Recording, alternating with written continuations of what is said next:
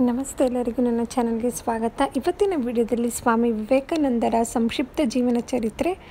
ಬನ್ನಿ ವಿಡಿಯೋ ಶುರು ಮಾಡೋಣ.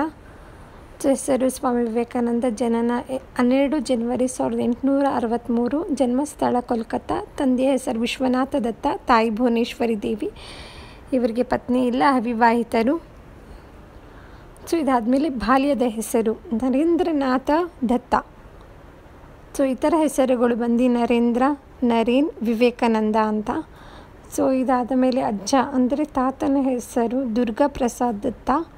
ಹಾಗೆ ಅಜ್ಜಿಯ ಹೆಸರು ರಘುಮಣಿ ವಸು. ಇದಾದ ಮೇಲೆ ಇವರ ಧರ್ಮ ಬಂದು ಹಿಂದೂ ಧರ್ಮ. ಇವರ ಜಾತಿ ಬಂದು ಕಾಯಸ್ಥ. ಓಕೆನಾ.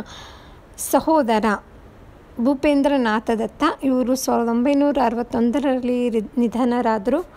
ಇದಾದಮೇಲೆ ಸಹೋದರಿ ನೋಡೋದಾದರೆ ಸ್ವರ್ಣಮೋಹಿ ದೇವಿ ಅಂತ 1932ರಲ್ಲಿ ನಿಧನ ಆದರು. ಇವರ ಶಿಕ್ಷಣ ಬಂದು ಕೋಲ್ಕತ್ತಾ ಮೆಟ್ರೋಪಾಲಿಟನ್ ಶಾಲೆ, ಹಾಗೆ presidency Vedanta society of New York 1879ರಲ್ಲಿ. ಇದಾದ ಮೇಲೆ ಗುರುಗಳು ರಾಮಕೃಷ್ಣ ಪರಮಹಂಸ, ಹಾಗೆ ತತ್ವಶಾಸ್ತ್ರ ಬಂದು ನವವೇದಾಂತ, ಹಾಗೆ ರಾಜಯೋಗ. ರಾಮಕೃಷ್ಣರ ಭೇಟಿ ಯಾವಾಗಾಯಿತು ಅಂದರೆ 1882ರಲ್ಲಿ ತಮ್ಮ ಸ್ನೇಹಿತರ ಜೊತೆಗೆ. ಆಯಿತಾ. ಇದಾದಮೇಲೆ ಹೊಸ ಹೆಸರು ಅವ್ರಿಗೆ ಯಾವಾಗ ಬಂತು ಅಂದರೆ ಸ್ವಾಮಿ ವಿವೇಕಾನಂದ ಅಂತ 1886 ಡಿಸೆಂಬರಲ್ಲಿ ಬಂತು. ಇದಾದ ಮೇಲೆ ನುರಿತ ವಿಷಯಗಳು ಅವ್ರಿಗೆ ಕ್ರೀಡೆ ಮತ್ತು ಭಿನ್ನ ದೈಹಿಕ ವ್ಯಾಯಾಮ. ಇದಾದಮೇಲೆ ಶಿಷ್ಯರು ಸ್ವಾಮಿ ಸದಾನಂದ, ವಿರಾಜಾನಂದ, ಸೋದರಿ ನಿವೇದಿತಾ, ಅಶೋಕಾನಂದ ಇತರೆ ಇವರ ಶಿಷ್ಯರಾಗಿದ್ದರು. ಪ್ರಭಾವಿತರಾದವರು ಟ್ಯಾಗೋರ್, ಗಾಂಧಿ, ಸುಭಾಷ್ ಚಂದ್ರ ಬೋಸ್, ಬಾಲ್ ಗಂಗಾಧರ್ ತಿಲಕ್, ನರೇಂದ್ರ ಮೋದಿ ಇತ್ಯಾದಿ. ಆಯಿತಾ. ಇದಾದಮೇಲೆ ಆಸಕ್ತಿಕರದ ವಿಷಯಗಳಂದರೆ ಸಂಸ್ಕೃತ, ಸಾಹಿತ್ಯ, ಧರ್ಮ, ತತ್ವಶಾಸ್ತ್ರ, ಇತಿಹಾಸ, ಸಮಾಜ ವಿಜ್ಞಾನ, ಕಲೆ ಮತ್ತು ಬಾಂಗ್ಲಿ ಸಾಹಿತ್ಯ. ಇದಿಷ್ಟು ಇವರ ಆಸಕ್ತಿದಾಯಕ ವಿಷಯಗಳು.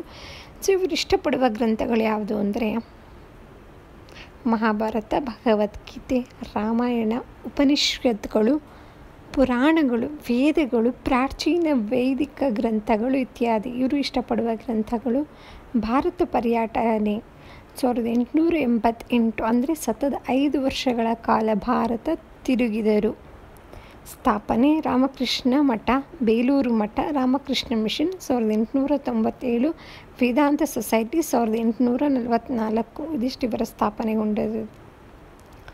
ಇದಾದಮೇಲೆ ಕೃತಿಗಳು ನೋಡೋದಾದರೆ ಕರ್ಮಯೋಗ 1896, ರಾಜಯೋಗ 1896, ಕೊಲಂಬೋದಿಂದ ಆಲ್ಮೋರಾಗೆ ಉಪನ್ಯಾಸಗಳು 1897, ಮೈ ಮಾಸ್ಟರ್ 1901. ಇದಿಷ್ಟು ಇವರ ಕೃತಿಗಳು. ಓಕೆ. ನುಡಿಮುತ್ತುಗಳು ನಿಮ್ಮೆಲ್ಲರಿಗೂ ಗೊತ್ತಿದ್ದ ಹಾಗೆ ಮೊದಲನೇದಾಗಿ ನಿಮ್ಮನ್ನು ನೀವು ಜಯಿಸಿ, ಆಗ ಇಡೀ ಜಗತ್ತೇ ನಿಮ್ಮದಾಗುತ್ತದೆ. ಇನ್ನೊಂದು ಏಳಿ ಎದ್ದೇಳಿ, ಗುರಿ ಮುಟ್ಟುವ ತನಕ ನಿಲ್ಲದಿರಿ. ಇದಿಷ್ಟು ಅವರ ನುಡಿಮುತ್ತುಗಳು. ದೇಶದ ಭೇಟಿ ನೋಡೋದಾದರೆ ಅಮೇರಿಕಾಗೆ ಹೋಗಿದ್ರು, ಕೆನಡಾ, ಚೀನಾ, ಜಪಾನ್, ಹಾಗೆ ಇತರ ದೇಶಗಳಿಗೆ ಇತ್ಯಾದಿ ಹೋಗಿದ್ರು ಇವರು. ಇವ್ರಿಗೆ ಅನಾರೋಗ್ಯ ಯಾವಾಗ ಬಂತು ಅಂದರೆ 1895ರಲ್ಲಿ ಶುರುವಾಯಿತು. ಚಿಕಾಗೋ ಭಾಷಣ ಅಂತ ಆಗುತ್ತೆ. 11 ಸೆಪ್ಟೆಂಬರ್ 1893ರಲ್ಲಿ ವಿಶ್ವ ಧರ್ಮಗಳ ಸಂಸತ್ತು, ಅಮೇರಿಕಾದ ಚಿಕಾಗೋ. ಅಮೇರಿಕಾದ ಸಹೋದರ ಸಹೋದರಿಯರೇ, ಇದಿಷ್ಟು ಚಿಕಾಗೋ ಭಾಷಣ. ಇವರ ಮರಣ ನೋಡೋದಾದರೆ 4 ಜುಲೈ 1902 ಗಂಗಾ ನದಿಯ ದಡದಲ್ಲಿ ದಹಿಸಲಾಯಿತು. ಇವರ ಮರಣ ಸ್ಥಳ ಬಂದು ಬೇಲೂರು ಮಠ. ಹಾಗೆ ಮರಣದ ನಂತರ ಒಟ್ಟು ವಯಸ್ಸು ಬರೀ 39 ಆಗಿತ್ತು. ನಿಧನಕ್ಕೆ ಕಾರಣ ಏನಂದರೆ ಮೆದುಳಿನಲ್ಲಿ ರಕ್ತನಾಳಗಳ ಛಿದ್ರ ಆಗಿತ್ತು. ವಸ್ತು ಸಂಗ್ರಹಾಲಯ ಅವರ ಜನ್ಮಸ್ಥಳವನ್ನು 3ನೇ ಮೊಹರನ್ ಮುಖರ್ಜಿ ಸ್ಟ್ರೀಟ್ನಲ್ಲಿ ಕಾಣಬಹುದು. ಇದಿಷ್ಟು ವಸ್ತು ಸಂಗ್ರಹಾಲಯ.